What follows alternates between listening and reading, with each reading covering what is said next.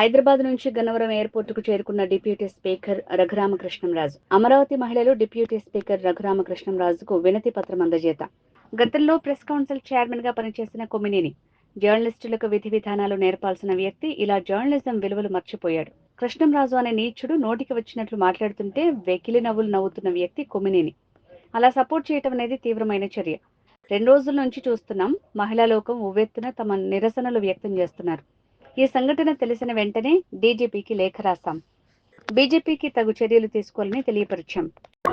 3 రోజుల క్రితం సాక్షి ఛానల్లో ఆ డిబేట్లో మరి గతంలో ప్రెస్ కౌన్సిల్ చైర్మన్గా కూడా పనిచేసిన వ్యక్తి కొమ్మినేని శ్రీనివాసరావు గారు మరి ఇంత అసభ్యంగా మరి జర్నలిస్టులకి విధి విధానాలు నేర్పించవలసిన వ్యక్తే మరి ఆ పదవి చేసి జర్నలిజం విలువల్ని మర్చిపోయి మరి మహిళల గురించి ఒక వ్యక్తి కృష్ణరాజు అనే ఒక నీచుడు నోటుకొచ్చినట్టు మాట్లాడుతూ ఉంటే సంభాళించవలసింది పోయి మరి ఒక రకంగా వెకిలి నవ్వులు నవ్వుతూ దాన్ని సపోర్ట్ చేయటం అనేది చాలా తీవ్రమైన చర్య.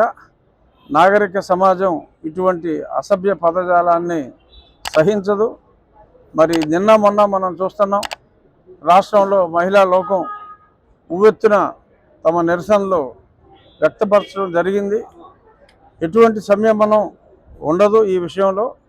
ఖచ్చితంగా ఈ సంగతి తెలిసిన వెంటనే నేను డీజీపీ గారికి లేఖ రాయటం, వారితోటి తగు చర్యలు తీసుకోవాలని చెప్పడం కూడా జరిగింది.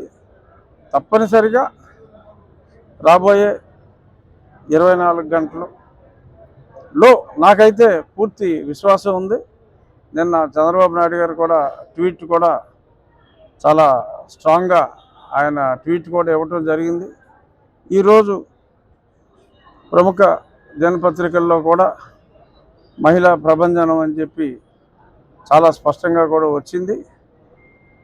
ఎట్టి పరిస్థితుల్లోనూ ఎటువంటి కాలయాపన లేకుండా ప్రభుత్వం చర్యలు తప్పనిసరిగా తీసుకుంటుంది. అందులో ఎటువంటి సందేహం లేదు. మొత్తం వాళ్ళ యొక్క ఆ విష ప్రవృత్తి అమరావతి మీద ముందు నుంచి వాళ్ళు ఏ రకంగా విషం చిమ్ముతున్నారో అదే రకంగా మొన్న కూడా మరీ నీచంగా మాట్లాడటం జరిగింది. గతంలో మాట్లాడిన దానికన్నా పరాకాష్ఠకి చేరింది. మరి దారుణంగా బుద్ధి చెప్పిన తర్వాత కూడా ఈ రకంగా ఆ మాట్లాడటం అనేది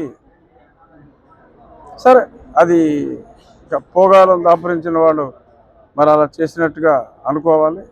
ఎవరైనా తప్పు చేసిన వాళ్ళని ఈ రకంగా ఎంత దారుణంగా ఒక రాజధాని ప్రాంతాన్ని, ఈ ప్రాంతంలో నివసిస్తున్న ప్రజల్ని, పైగా వాళ్ళు కూడా అక్కడే నివసిస్తూ ఈ రకంగా మాట్లాడటం అన్నది అత్యంత హేనీయమైన చర్య. ప్రతి చర్యకి ప్రతి చర్య తప్పనిసరిగా ఉంటుంది. అది ఖచ్చితంగా మరి ఏదో తాళాలు వేసుకుని పారిపోయారంట, డెఫినెట్గా వాళ్ళు దొరుకుతారు. ఖచ్చితంగా నా ఉద్దేశంలో అయితే రాగల 24 గంటల్లో డెఫినెట్గా వాళ్ళని అరెస్ట్ చేయటం జరుగుతుంది. కోసం యాక్ట్ అని కాదు, బట్ డెఫినెట్గా మాట్లాడినట్టు మరి తీవ్రమైన చర్యలు తీసుకోవాలి. సుప్రీంకోర్టు కూడా ఇటువంటి సందర్భాల్లో మీరు 7 సంవత్సరాల లోపు శిక్షలు అయితే బెయిల్ ఇవ్వచ్చు అని అన్నప్పటికీ కూడా ఇటువంటి ఒక సమాజాన్ని ప్రభావితం చేసి సమాజం మధ్యన ఈ చిచ్చు పెట్టే ఇటువంటి వ్యాఖ్యల్ని ఉపేక్షించే అవకాశం లేకుండా రీసెంట్గా హైకోర్టు తీర్పులు, అలాగే కొద్దిమంది సుప్రీంకోర్టుకి వెళ్తే వాక్ స్వాతంత్రం ఉంది కదా అని నోటుకొచ్చినట్టు వాగటం అనేది ఒప్పుకోరు అని బెయిల్ తిరస్కరించిన సందర్భాలు కూడా ఉన్నాయి. సో వాళ్ళకి 7 సంవత్సరాల లోపు అని చెప్పి రెగ్యులర్గా వెళ్ళే ఈ సుధా ఇలాంటి వాళ్ళందరూ 7 సంవత్సరాల లోపు అని చెప్పి వదలమన్నా కూడా ఖచ్చితంగా బెయిల్ కూడా రాదు ఇందులో. ఎందుకంటే ఒక మహిళ ఒక సామాజిక వర్గాన్నే ఈ రకంగా మాట్లాడటం అనేది క్షమార్హం కాదు. వాళ్ళ అరెస్ట్ ఉంటుంది, వాళ్ళకి బెయిల్ వచ్చే అవకాశం కూడా ఏమాత్రం లేదు. మరి ఈ దెబ్బకి మరి ఇలాగా అతి వాచాలత ప్రదర్శించే వాళ్ళ నోర్లు మూతపడతాయని ఆశిస్తున్నాం.